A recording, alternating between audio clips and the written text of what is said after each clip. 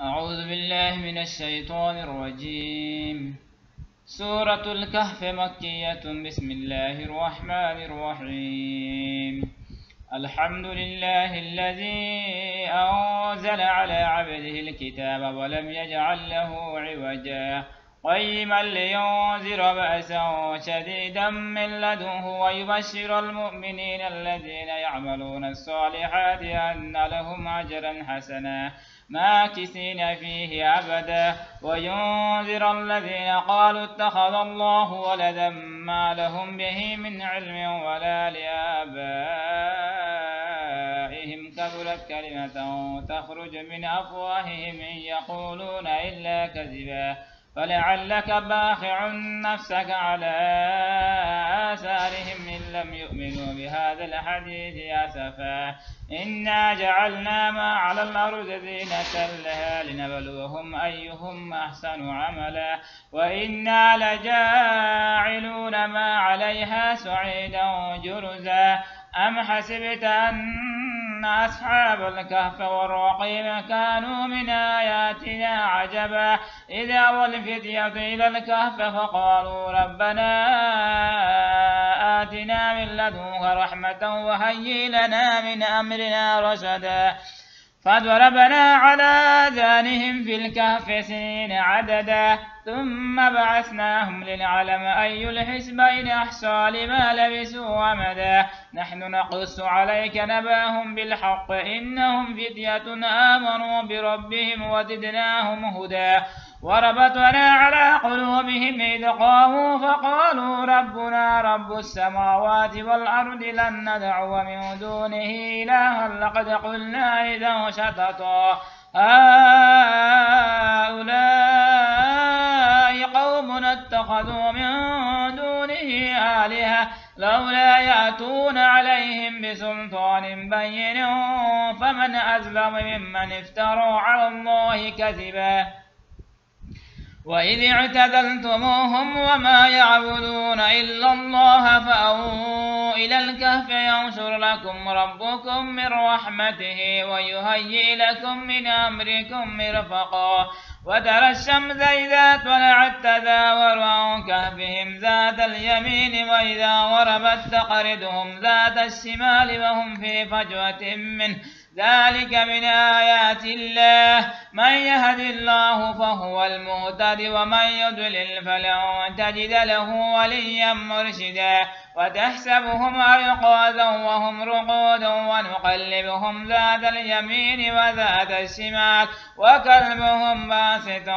ذراعيه بالوسيد لو اطلعت عليهم لوليت منهم فرارا ولمليت منهم رعبا وكذلك بعثناهم ليتساءلوا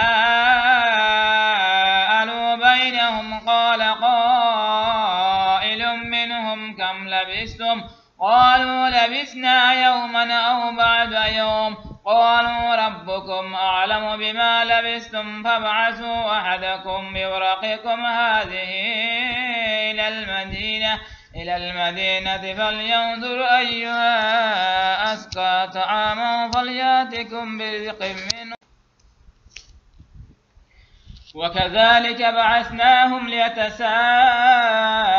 بينهم قال قائل منهم كم لبثتم قالوا لبثنا يوما أو بعد يوم قالوا ربكم أعلم بما لبثتم فابعثوا أحدكم بورقكم هذه إلى المدينة فلينظر أيها أزكى طعاما فليأتكم برزق منه وليتلطف ولا يشعرن بكم أحدا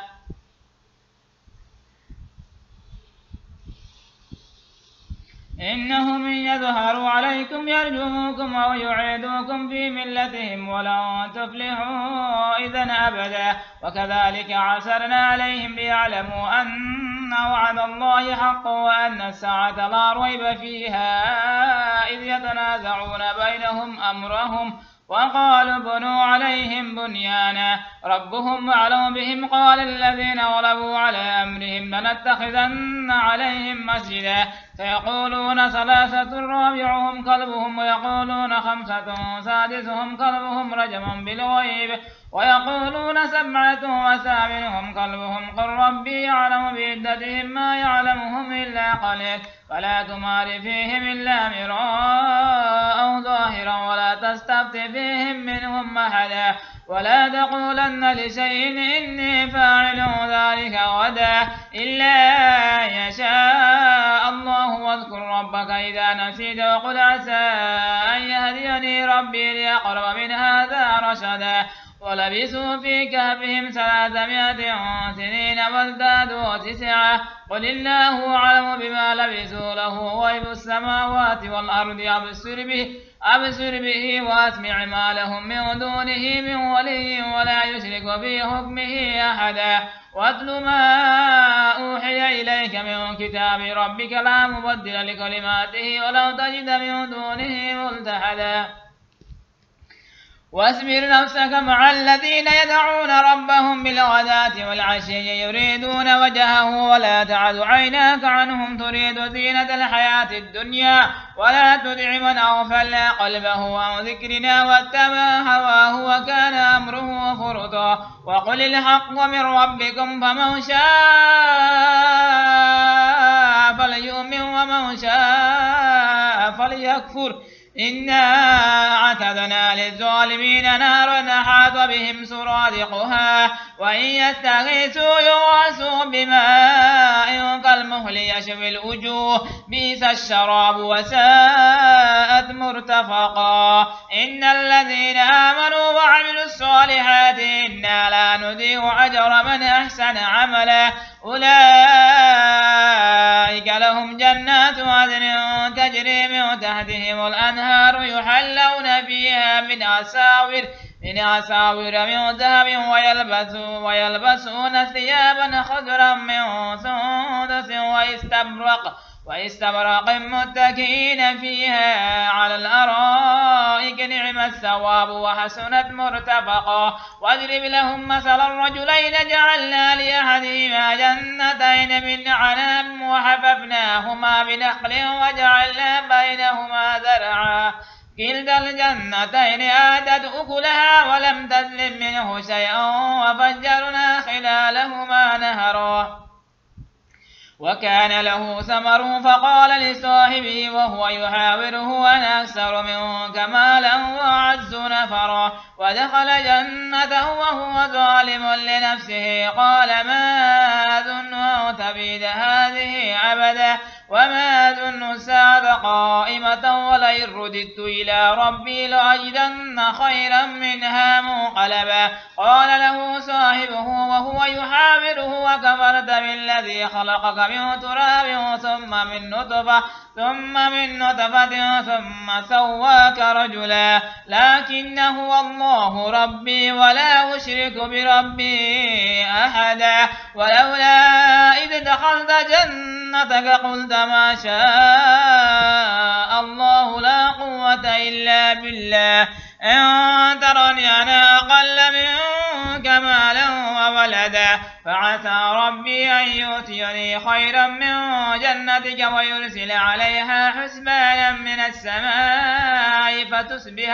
فتصبح صعيدا زلقا أو يصبح ماؤها غورا فلن تستطيع له طلبا وأحيط بثمره فأصبح يقلب كفيه على ما أنفق فيها وهي خاوية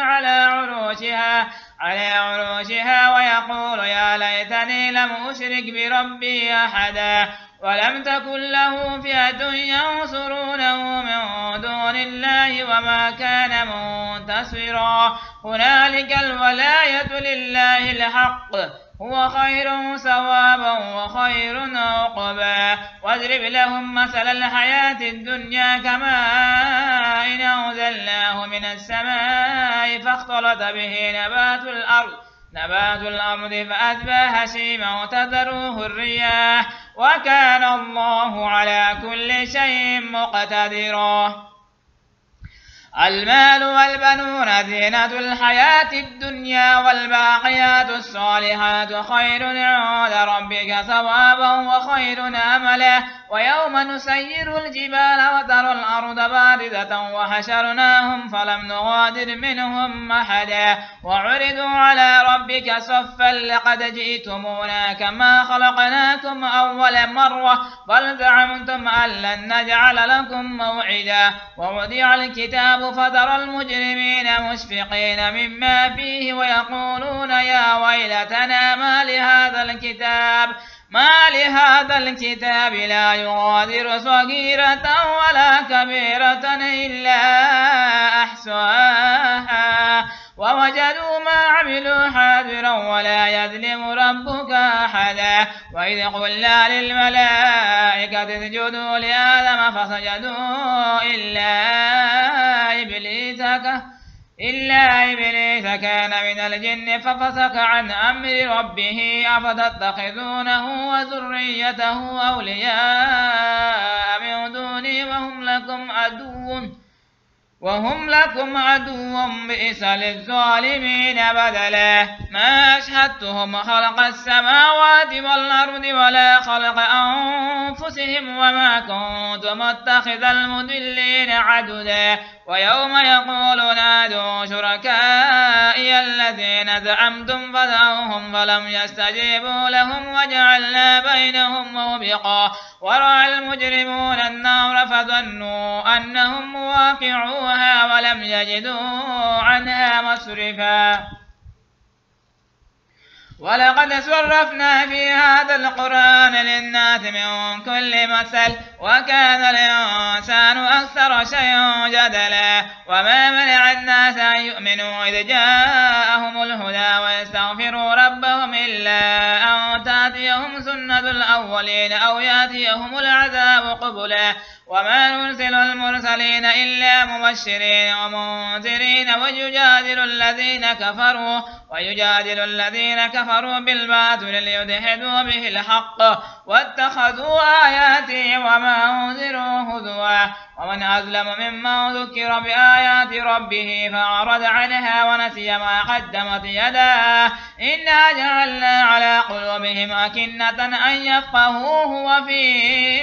آذانهم وقرا وإن تدعوهم إلى الهدى فلن يهتدوا إذن أبدا وربك الغفور ذو الرحمة لو يواخذهم بما كسبوا لعجل لهم العذاب بل لهم موعد لن يجدوا من دونه موئلا وتلك القرى أهلكناهم لما ظلموا وجعلنا لمهلكهم موعدا وإذ قال موسى لفتاه لا أبره حتى أبلغ مجمع البحرين أو أمضي حقبا فلما بلغا مجمع بينهما نسيا حوتهما فاتخذ سبيله في البحر سربا فلما جاوزا قال لفتاه آتنا غداءنا لقد لقينا من سفرنا هذا نصبا قال أرأيت إذا أوينا إلى الصخرة فإني نسيت الحوت وما أنسانيه إلا الشيطان أن أذكره واتخذ سبيله في البحر عجبا قال ذلك ما كنا نبغي فارتدا على آثارهما قصصا فوجدا عبدا من عبادنا آتيناه رحمة من عندنا وعلمناه من لدنا علما قال له موسى هل أتبعك على أن تعلمني مما علمت رشدا قال إنك لن تستطيع معي صبرا وكيف تصبر على ما لم تحط به خبرا قال ستجدني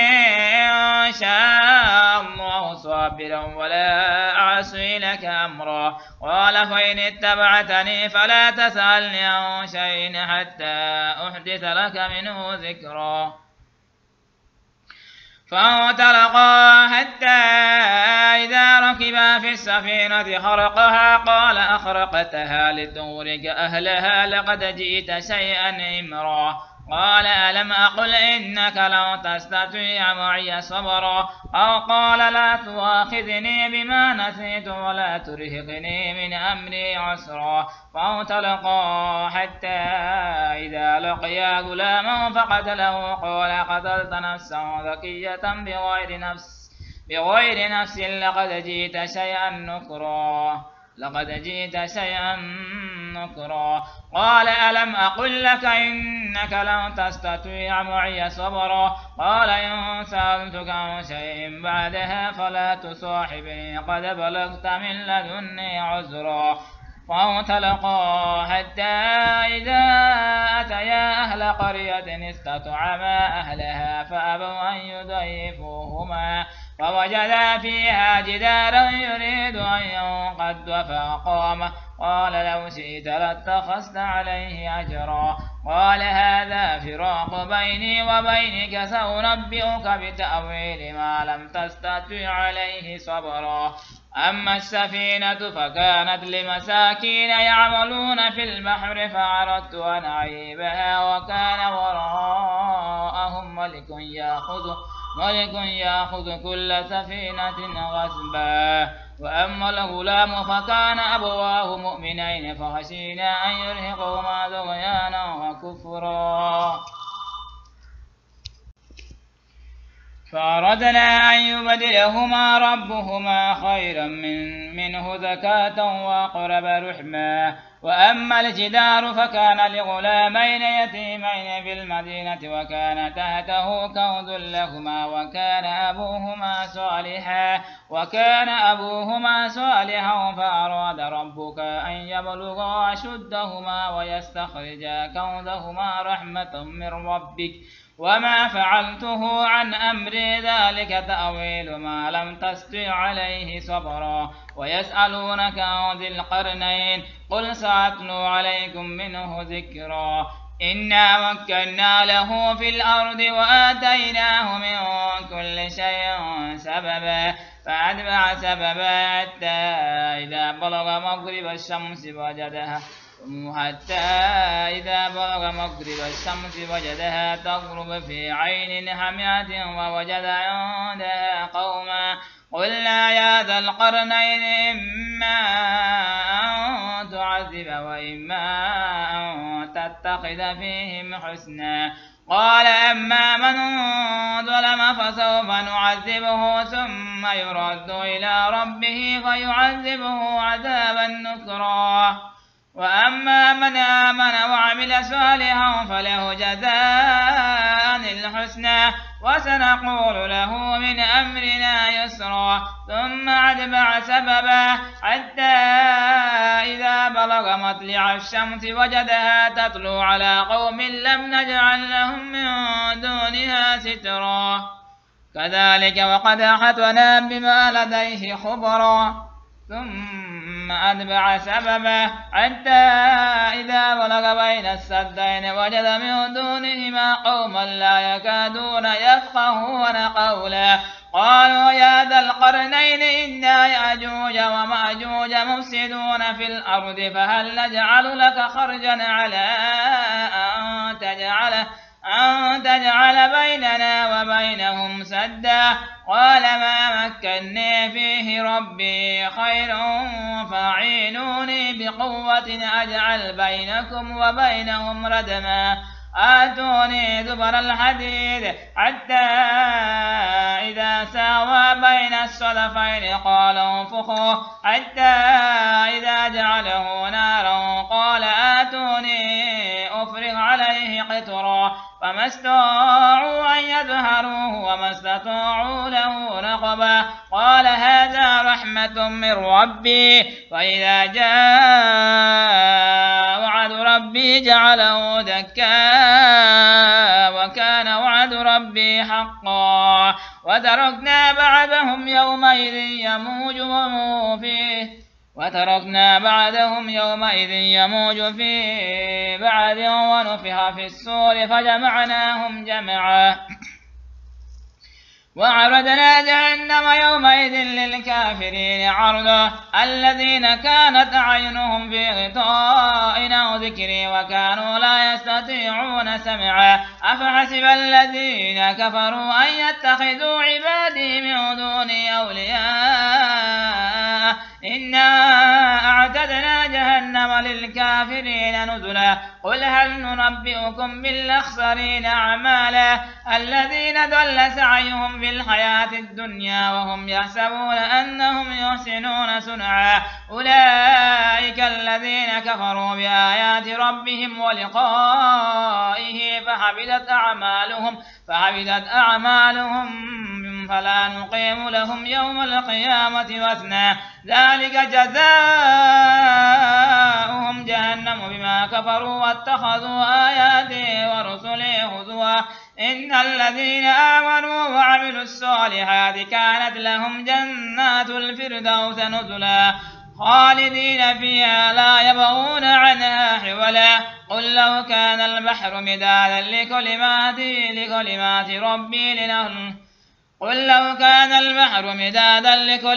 ربي لنفد البحر قبل أن تنفد كلمات ربي ولو جئنا بمثله مددا قل إنما أنا بشر مثلكم يوحى إلي أنما إلهكم إله واحد فمن كان يرجو لقاء ربه فليعمل عملا صالحا ولا يشرك بعبادة ربه أحدا صدق الله